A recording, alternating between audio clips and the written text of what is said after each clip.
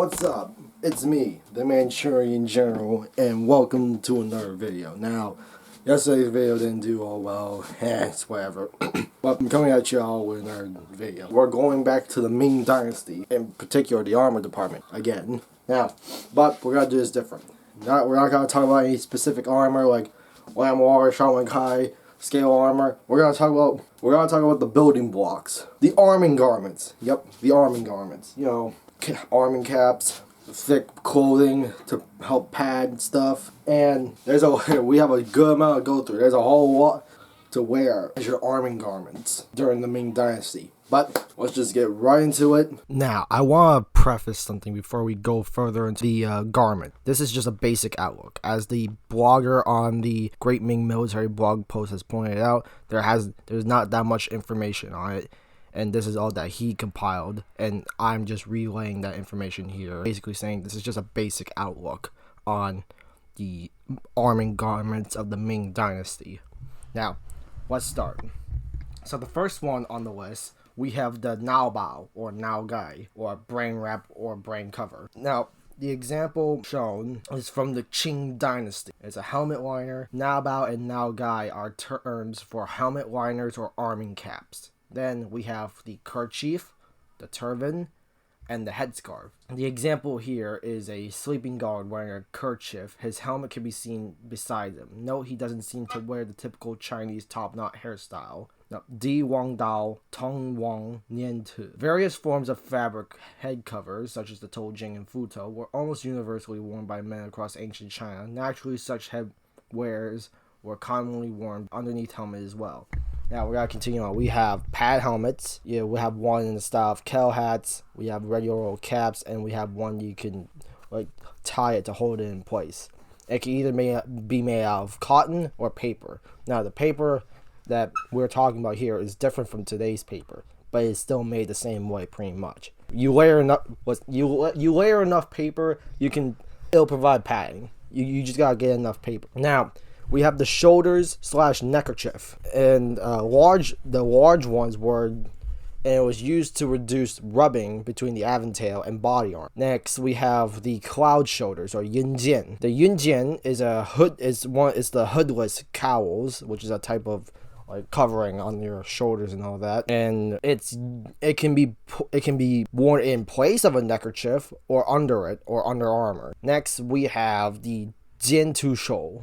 Jian Tun Shou, or the shoulder swallowing beast. Now, it's also known as the Zumuref Spalders, which is a more ornate version of the Yunjian, and it's tailored to resemble animal heads. So if you ever looked online of pictures of Chinese armor and you see like animal faces on that, generally what it's probably supposed to be. It's rarely worn over arm, as shown in the picture we have here. Now, next one. It's the Zhanao or war coat.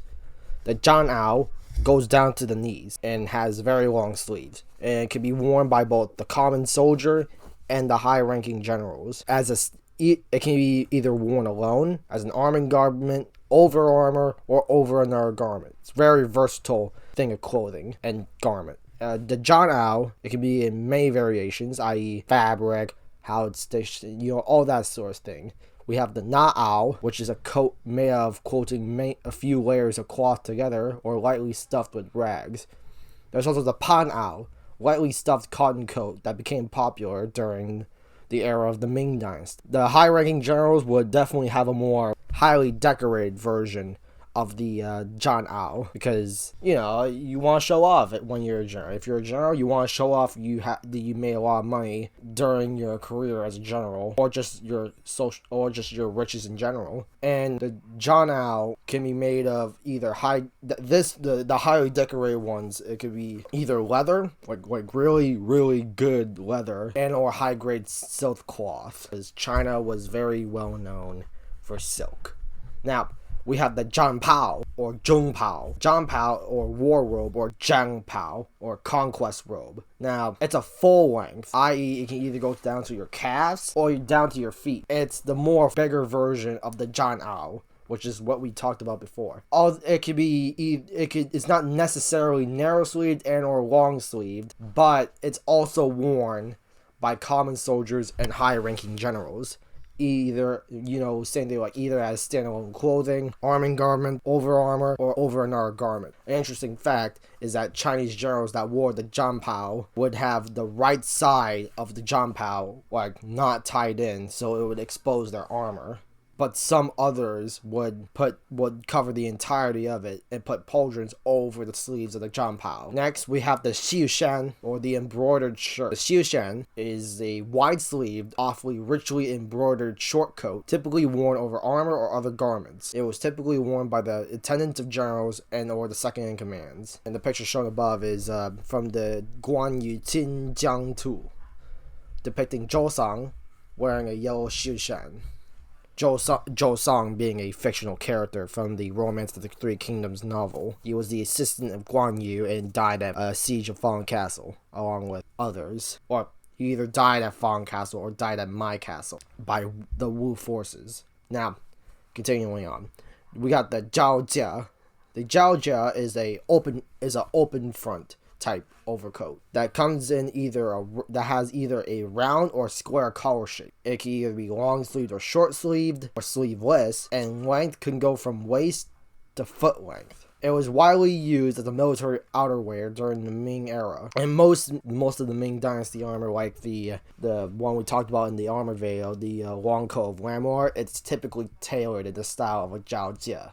Although the long version of the Zhao Jia fell out of use during the Qing Dynasty, but the shorter version of the Zhao Jia evolved into the Qing style Ma Jia, i.e. the sleeveless waistcoat, and the Ma Gua, the sleeved jacket.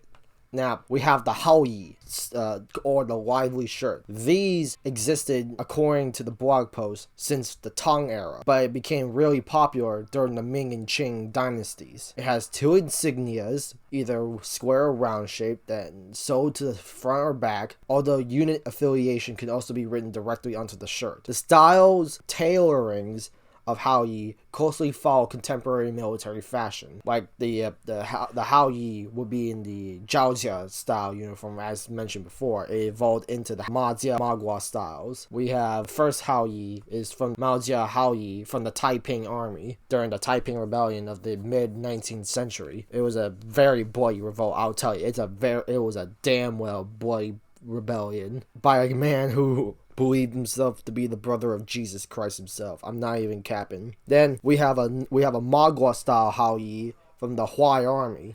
Now we have padded armor and cotton blankets. This is a Qing period gunbei from Huang Chao Li Qi Tu shirt, which now that I read it again, there's a YouTube channel called the Great River Taoist run by a man named Scott Rodell. You may have heard this man before. If you watch the show like Man at Arms Reforged, he was the one who was involved in the episode in remake the Dandao manual. Well, the sword from the Dandao manual, which was created during the early 17th century before the Qing Dynasty took over. He's a very informational man about this sort of thing. I will put his channel down below, along with the Great Ming Military blog post, as well as in the description. I like to source my sources, and this is the source I'm getting it from. Now, some Ming soldiers were known to wear an extra suit of cotton armor over their metal armor, or just drape a thick cotton blanket over their armors. Makes sense. Gotta get that extra layer of padding, you know what I mean? You just gotta get that extra layer. Now, we have the waist stuff, or we have guodu, or the belly wrap, and the hanyao, the waist protector. Now, this is also another thing. What example? If you ever play Dynasty Warriors, and you fight the NPCs or play certain characters, they would have this wrapping around their stomach region. That's basically what it's the guodu and or hanyao. So if you ever played like early Dynasty Warriors and you either see the peasant troops with that wrapping around them, or certain characters with the wrapping around them, that's basically what the guodu and hanyao is. Now, the guodu is a long sarong or apron-like garment worn around the belly, while hanyao is a fabric or leather corset worn around the back. Both were commonly used by soldiers and generals alike to prevent rubbing of the scabbard, quiver, and bow case against armor, although it was not unusual for unarmored soldiers to also wear them, as shown with the picture here. Now, This one is the picture is depicting is a Ming Dynasty scroll painting depicting one of Guan Yu's assistants holding his legendary steed Red Hair. He is wearing a green guodu as well as a white hanyao with black borders. Now, moving on to legs, we have San Chuan or Xing Shang. You can either call it third wear if it's San Chuan or traveling dress, or Xing Shang or Xing Shan. Now, the Xing Shang is a type of garment that resembles a long waist apron that is split in the middle. Also, something you might have seen if you played stuff like Dynasty Warriors or Total War 3 Kingdoms, I think. I don't know, I haven't actually played the game. It just splits in the middle. And this became popular during the Ming and Qing dynasties.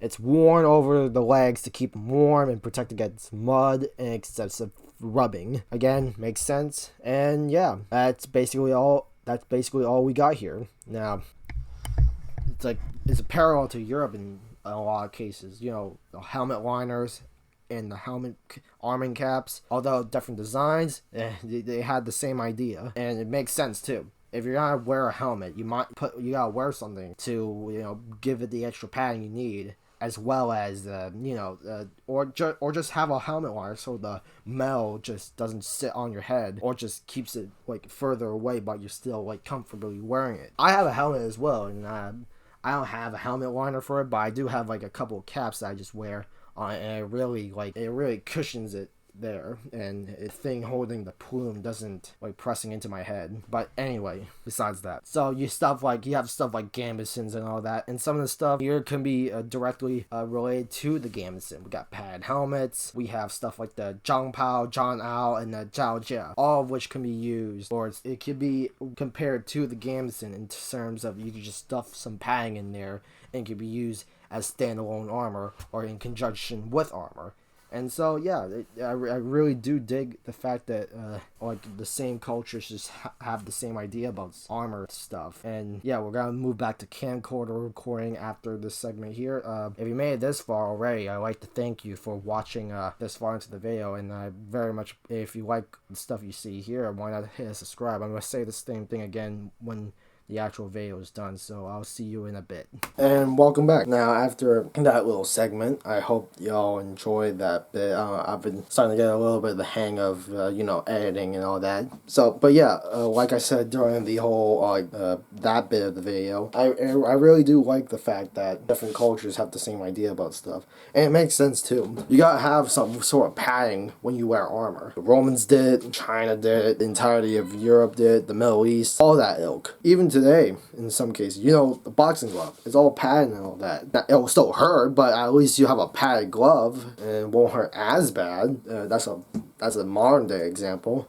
Now, I say my favorite style out of that is the Zheng Pao, or the Conquest robe, or the Zhao Jia. Those two really look good in terms of the whole garment department. That isn't, headwear, shoulder wear, legs, and all that. What are y'all favorites of the whole thing? Put it down in the comments below if you even made it this far, and if you did, I very much appreciate that you did. It really helps me out with watch time and all that. But anyway, that's pretty much it. So if you like my content, why not subscribe? Hit that red button down below. Turn on the bell. All that, and maybe watch my other videos. Art related stuff, my rants, my other armor videos, my sword vid. So last month, why not give them a watch if you like watching stuff that I make? And if you do, I very much appreciate it, and I like to thank all of you for watching me in the first place. It really gets me through the day somewhat, knowing that, hey, I made some stuff and there's people actually watching it. I very much appreciate it. I really do. But yeah, this is the Manchurian General, and I'm signing out.